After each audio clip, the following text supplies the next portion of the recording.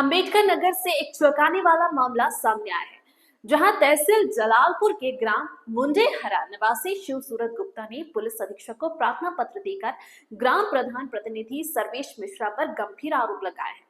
आरोप है कि वर्ष 2021 में प्रधानमंत्री गौशाला योजना का लाभ दिलाने के नाम पर आरोपी ने 8,000 रुपए की रकम वसूली, लेकिन योजना का लाभ आज तक नहीं मिला। पीड़ित का कहना है कि 25 सितंबर 2025 को जब उसने अपनी धनराशि वापस मांगी तो आरोपी ने शहीद बाबा स्थान पर उसके साथ न केवल गाली गलौज की बल्कि सार्वजनिक रूप से जूते से पीटा, जमीन पर गिराकर गंभीर मारपीट की और अपने साथियों के साथ मिलकर जान से मारने तथा झूठे मुकदमे में फंसाने की धमकी भी दी। संवाददाता संदीप कुमार की रिपोर्ट। क्या नाम है?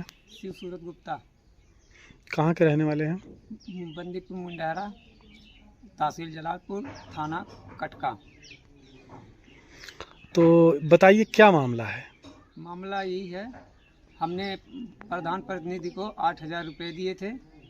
जब जीते हैं तभी 2021 में हमने उसको पैसे दिए थे उनको। तो उन्होंने कहा कॉलोनी देंगे या गौशाला देंगे, उसी के लिए हमसे पैसा लिए थे। तो वो पैसा हमने दे दिए तो 8-10 महीना बीत चुका, तो काम किए नहीं, न गौशाला दिए, न कॉलोनी दिए, न कुछ नहीं दिए। तो एक दिन रास्ते में हमें मिले, हमने जा रहे थे अपने काम पे, रास्ते में मिले, बुलेट जो है ले आ रहे थे शहीद बाबा के पास में, और वहीं गाड़ी साइड में लगा के वहीं कहने लगे कि हाँ जो कैसा पैसा, बोले जो हमारे बचे हैं पैसे दो।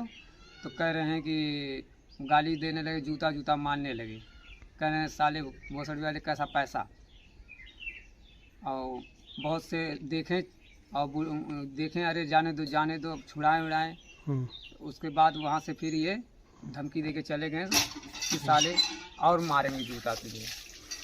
तो ये कौन आपको धमकी दे रहा था और ये गाली गलौज और मार रहा था, क्या नाम है उसका? ये सर्वेश कुमार मिश्र। ये कहाँ के रहने वाले हैं? मुंडेहरा के। आपको जूता मारने लगे? हाँ। फिर क्या हुआ? फिर जूता मार के गए। जब हमने फिर घर गए इनको बुलाए तो नहीं आए। तो फिर थोड़ी देर बाद फिर निकले तो कहने लगे हमने ऐसे जो है कि हमें जो है पैसा हमें लाए थे, दिए थे, तो ये चीज़ बताए नहीं, फलान है ढकान है। तो फिर हमने वहाँ से चले आए, तो हम गए थाने पे, अपना एप्लीकेशन दिए। तो वहाँ गए तो ये कह रहे हैं वहाँ कि हमने नहीं मारे थाने पे? हाँ। तो जब आपने थाने पर अपना एप्लीकेशन दिया, हाँ, तो एसओ साहब ने FIR दर्ज किया या नहीं किया? FIR उस समय दर्ज नहीं किए। क्या बोला एसओ साहब ने? एसओ साहब कह रहे हैं चलो अभी हम पुलिस भेजते हैं, वहाँ जांच करते हैं कि मारे हैं कि नहीं मारे हैं। फिर क्या हुआ जांच में? फिर जांच में उस शाम को आए तो देखो के 2 पुलिस है, फिर उसके बाद चले गए, बोले कल आना। तब से फिर कल बुलाए भी नहीं ना हम गए। तो ये आज आप जो ये प्रार्थना पत्र लेके ये गए हैं, ये आज आपने किसको प्रार्थना पत्र दिया है? आज हमने कप्तान साहब को दिया है। क्या मांग किया है कप्तान साहब से? कप्तान साहब को यही बोले हैं कि हमारे पैसा लिए थे प्रधान जो है, और जो है मारे जूता, वो हमें उसका न्याय चाहिए। वहाँ से क्या आश्वासन मिला आपको? तो वहाँ से कह रहे हैं ठीक है, हम आपको न्याय दिलाएंगे। कप्तान साहब ने आपको न्याय दिलाने का हाँ, जो है पूरा जो है भरोसा दिलाया है? हाँ, लिखे हैं सब पर, छोटा मोटा पन्ने में लगा के पता नहीं क्या, उसको कह रहे हैं हम ठीक, हम करवा रहे हैं। अगर अब की हमें नहीं मिला न्याय यहाँ से तो हम जाएंगे गोरखपुर योगी के यहाँ। क्या नाम है आपका? मेरा नाम राजकुमार गुप्ता है जी। ये जो आपके गांव का ये प्रकरण है, ये बता रहे हैं शिव सूरत जी, तो आप इसी गांव के रहने वाले हैं? मैं इसी गांव का रहने वाला हूँ। मेरा इस गांव में घर है, खेत है, मंदिर है, सब कुछ है। मैं भी इसी गांव का निवासी हूँ। तो इस प्रकरण के बारे में जरूर कहने के लिए आपने भी सुना होगा या कुछ जाना होगा कि क्या मैटर? हाँ, जानकारी ये है, जब ये आदमी मार खाने लगा, ये आदमी रो कर गुहार लगा रहा था, उसी में हम भी दौड़े आए। मैं देख रहा हूँ कि 4-6 लोग इनको घेरे हैं, और जब हम लोगों ने दौड़ा ये मतलब वो लोग भागने लगे, इनको जान से मारने की धमकी देते हुए, साल तुमको हम देख लेंगे और तुम्हारी हत्या भी करवा देंगे, तो हम कभी जान नहीं रहे हो, ये धमकी देते हुए लोग भागे। अच्छा, ये कौन धमकी दिया जो जान से मारने की? वो सर्वेश कुमार मिश्रा हैं हाँ। और एक मौर्य हैं, सुनील कुमार मौर्य।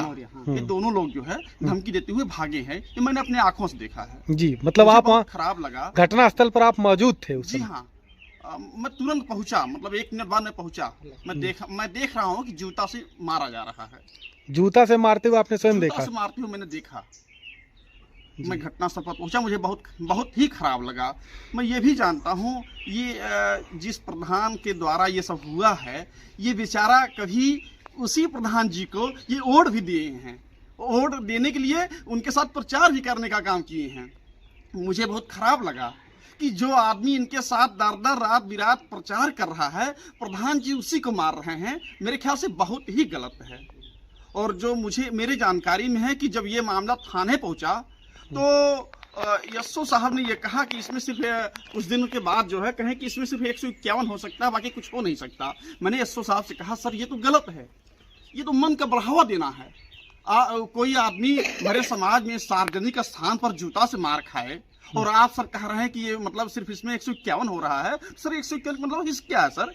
ये तो मन को बढ़ावा देना है।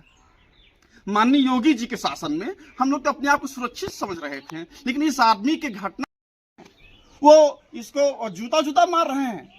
मैं ये भी जानता हूं कि ये आदमी चुनाव में उनके साथ रात दिन प्रचार भी कर रहा था, वोट भी देने। अरे भाई जाहिर सी बात है, जब प्रचार कर रहा था वोट भी दिया होगा।